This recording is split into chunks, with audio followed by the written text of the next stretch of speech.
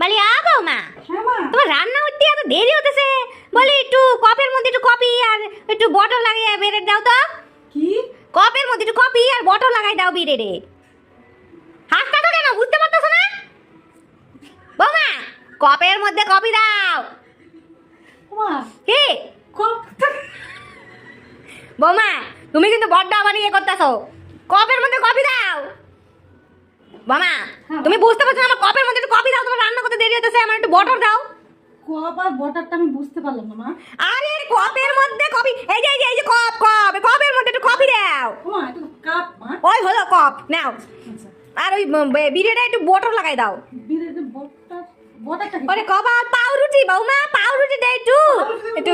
Break তো আমি বুঝলাম। আরে একটু বটল, ওরে ঘোড়ার ডিমে কেমন করে কমুয়ে বৌমা কিছু বোঝে না। শুনেন, আমি বুঝতে পেরেছি। কি? আপনি যখন কাপকে কপ বলেছেন, হ্যাঁ। আমি বুঝতে পেরেছি আপনার বাটার দিয়ে ব্রেড দেবো। হ্যাঁ ওই তো বটল। আচ্ছা শুনেন, এখন আমার রান্না হয়ে গেছে, কালকে দেবো সকালে, নাহলে বিকেলে খাবেন। এখন রান্না হয়ে গেছে, আসুন দেখে দিন মা, আসুন। ঠিক আছে, আসুন, আসুন। তার কপি দিল না আমারে কপের মধ্যে। ও মা।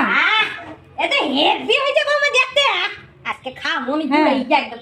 আর কি ভাত ভাত। আরে বাসমতি তেলের ভাত বানাইছে বৌমা। হ্যাঁ মা। আহ, হ্যাঁ। এটা কি গন্ধ পেলো শুকনো নাকি? কচু? হ্যাঁ, কচু মশলা। হেভি লাগবে, মাইকা মাইকা খাবো। আর এটা কি শসা বাটা? হ্যাঁ মা, আচ্ছা, ঠিক আছে। হালকা করে শসা দিয়েছি তো। বড্ড খেতে পেয়েছে, তুমি কবে কফি দিলা না, তাহলে এগুলো রান্না বাইরে করে নিয়ে আসো। মা, আমি এখন রান্না খাই। হয়ে গেছে না, হ্যাঁ। চলুন আপনাকে খেতে দিই, চলুন। ঠিক আছে, চলুন। লই আসো একটু দই আর একটু পেঁয়াজ নিয়ে এসো, তাহলে ভালো লাগবে।